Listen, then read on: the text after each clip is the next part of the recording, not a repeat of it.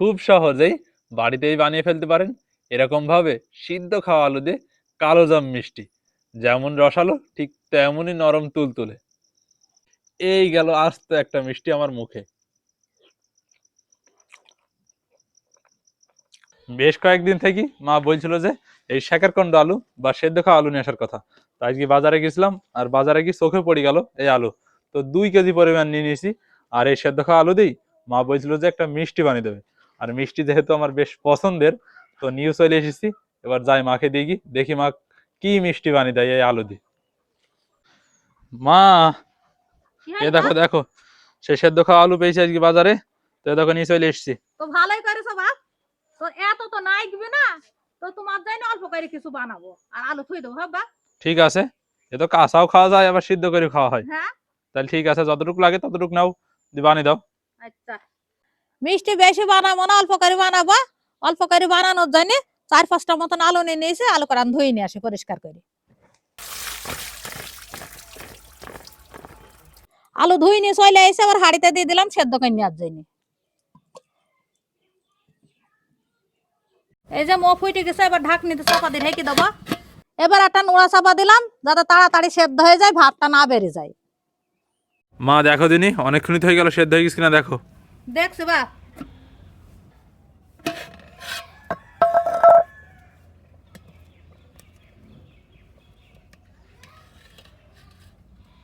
সেদ্ধ হয়ে গেছে বাপ। আলু সেদ্ধ হয়ে গেছে, এবার আলু নামিয়ে নিছে। এবার আলুটা জোড়াইতে দিয়ে মুখে ডাল সেদ্ধ করতে দিলাম। এবার ডাইলে দিয়ে দিলাম একটু নুন। ওইদিকে ডালটা সেদ্ধ হয়ে থাকতে আলুগুনা বেনে নিছে। আলুর খোসা বেনে নেওয়া হয়ে গেছে। এদিকে ডালও সেদ্ধ হয়ে গেছে, ডালগুনা এবার একটু ঘুটে নিচ্ছে। ডাল ঘুটে নেওয়া হয়ে গেছে, আবার আলুটাও ছাইনি নিছে। আলু ছাইনি নেওয়া হয়ে গেছে। আলুটা মিলাপ করে ছাইনতে হবে, আলুতে যাতে গুটি না থাকে। গুটি থাকলে মিষ্টি ভালো হবে না। এবার সেদ্ধ করে নেওয়া ডালটা দিয়ে দিলাম আলু ছানার ভেতরে। এবার 4টি বেসন দিয়ে দিলাম। এবার দিয়ে দিলাম বেকিং পাউডার। এবার দিয়ে দিলাম অল্প 4টি চালের গুঁড়ো। এবার একটু নুন দিয়ে দিলাম, দিয়ে ভালো করে ছেনে নেবো।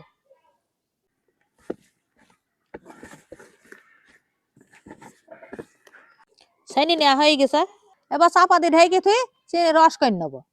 চিনি রস করার জন্য প্রথমে কড়াতে চিনি দিয়ে দিলাম। 1 কাপ পানি দিয়ে দিলাম। এবার অল্প একটু চিনি নুন দিয়ে দিলাম। এবার আস্তে আস্তে জাল দিয়ে চিনি রসটা একটু ঘন করে নেবো।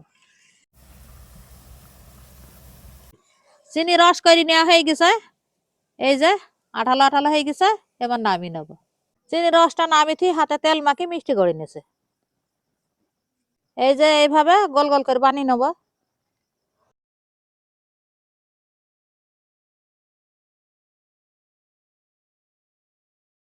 সবগুলাই বানিয়ে নেওয়া হয়ে গেছে, এবার তেলে ভেজে নেবো।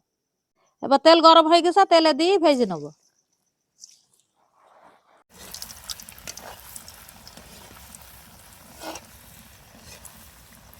ভেজে নেওয়া হয়ে গেছে, এবার তুলে নিয়ে চিনি রসে দিয়ে দেবো।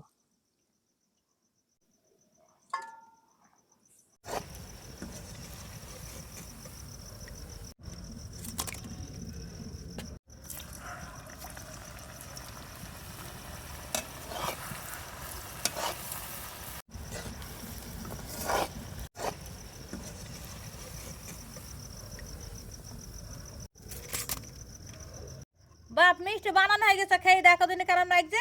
মা দেখতে তো খুব সুন্দর লাগছে। বাপ খেয়ে তো মজা নাই গিবে। এতক্ষণ তো দেখলেনি এই মিষ্টি বানানোর কলা কৌশলটা। তো দেখতেই তো পারেন কতটা সহজ।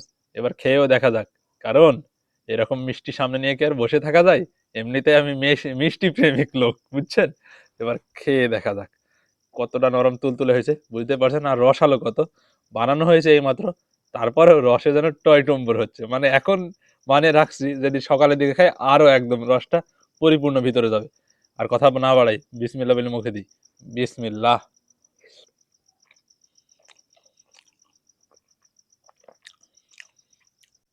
এরকম আস্ত একটা মিষ্টি তো আমার মুখে চলে যাবে। আমি মিষ্টি খেতে খুব ভালোবাসি, আবারও খাচ্ছি। মনে হচ্ছে যে এই প্লেটে যা আছে সবই খেয়ে নি। তো ভিডিওটা আর বাড়াচ্ছি না, সবাই সুস্থ থাকবেন, ভালো থাকবেন। আজকের ভিডিওটা এখানে শেষ করে দিয়ে দিচ্ছি। দেখা হবে নতুন কোনো ভিডিওতে। সবাইকে জানাই আল্লাহ হাফেজ।